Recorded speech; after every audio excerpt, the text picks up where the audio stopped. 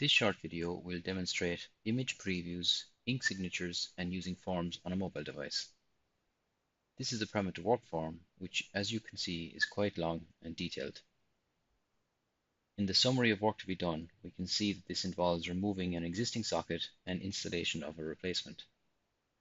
We can see from the attachments icon that there are two attachments, and if we click on them, we can preview each of the attachments.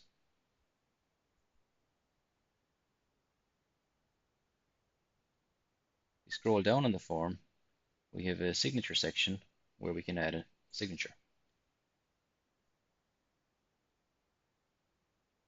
Now let's swap to the mobile view of the same form. You can see that the form has automatically been optimized for mobile devices, and we can see the same two attachments and we can preview them.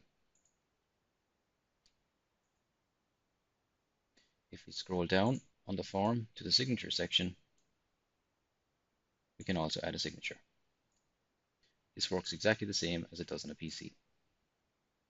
This form template and others are available for free on our website, sintel.ie, and we release new features to Sintel Forms every month, so for the latest updates, just follow us on Twitter.